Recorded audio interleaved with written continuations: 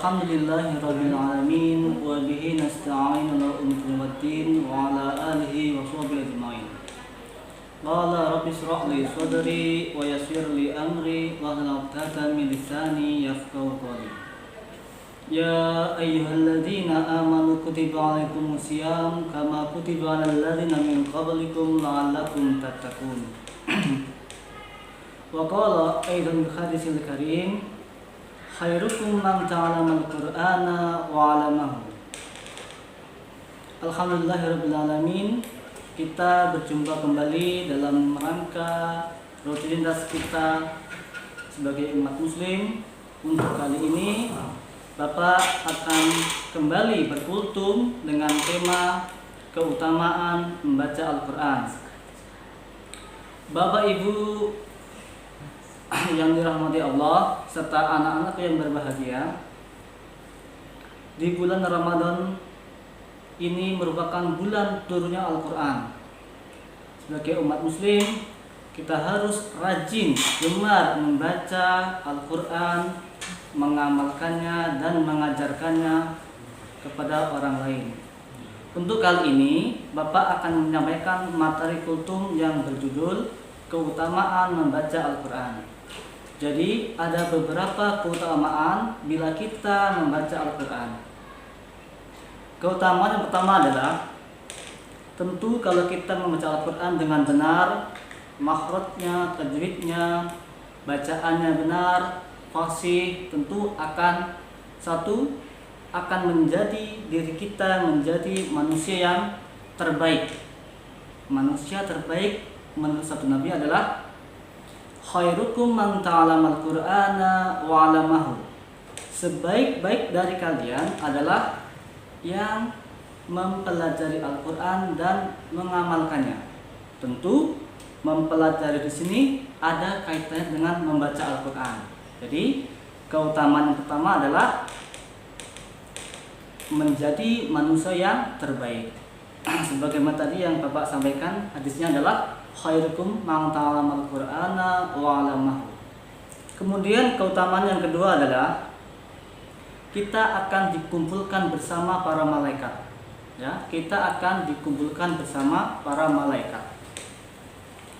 Kalau kita membaca Al-Qur'an dengan benar, dengan fasih, paham tajwidnya, paham bacaannya, paham makhrajnya, kalau kita bacaannya lancar, maka kita akan dikumpulkan dengan para malaikat. Itu kalau kita lancar. Bagaimana dengan yang terbata-bata? Yang terbata-bata, yang belum fasih, maka pahalanya adalah 2 kali lipatnya. Ya. Keutamaan yang kedua adalah dikumpulkan bersama para malaikat. Jadi jangan khawatir, Bapak Ibu yang dirahmati Allah, kemudian anak-anak yang berbahagia, selalu gemar membaca Al-Quran. Karena apa? Kalau kita fasih membacanya, kita akan dikumpulkan para malaikat yang mulia. Kemudian kalau kita terbata-bata, belum fasih, maka kita akan mendapatkan 2 pahala.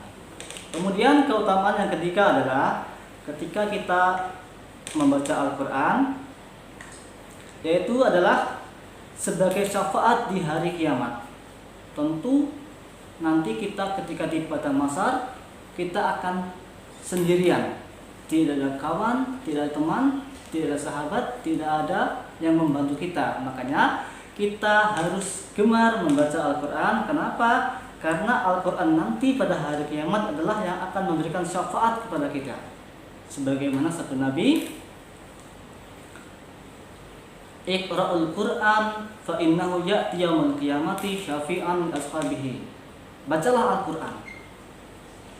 Sesungguhnya pada hari kiamat nanti Al-Quran akan datang sebagai syafaat bagi yang membacanya. Jadi kelak nanti kita di akhirat, kita datang sendirian. Kemudian Al-Quran yang akan menemani kita. Ya, karena nanti di akhirat kita akan menjalani perjalanan sangat panjang dan tidak ada kawan. Kalau kita di dunia rajin membaca Al-Quran, gemar membaca Al-Quran, gemar mempelajarinya, mengamalkannya, maka Al-Quran tersebut yang akan menjadi kawan kita di akhir nanti dalam menuju Allah Subhanahu wa taala.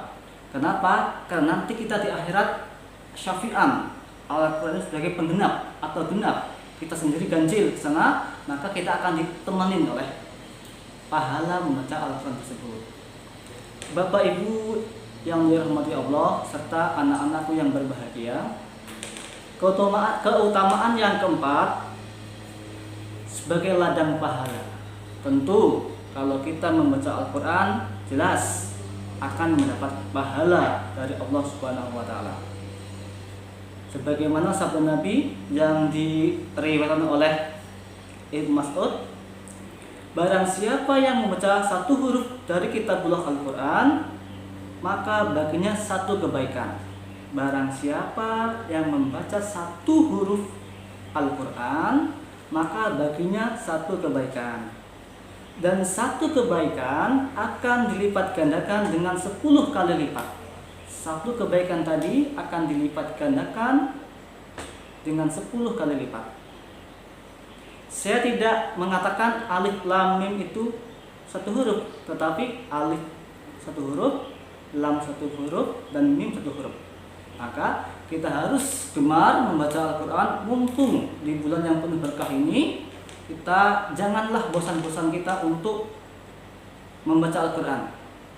Kita pindahkan yang tadinya kita membaca Al-Quran bersama-sama di masjid, karena masih dalam keadaan pandemi, kita pindahkan membaca Al-Quran bagi yang anak-anak, karena saat ini anak-anak belum boleh ke masjid. Ya, anak-anak kita pindahkan membaca Al-Quran di rumah. Ya, kita buat rumah kita menjadi rumah-rumah surga, rumah-rumah yang di dalamnya dihiasi dengan amal ibadah, dihiasi dengan membaca Al-Quran, mempelajari Al-Quran, mengkaji Al-Quran. Di dalam rumah dibuat dengan ibadah. Maka kita buat rumah-rumah kita menjadi rumah-rumah yang ahli surga, baiti jannati. Jangan jadikan rumah kita seperti kuburan.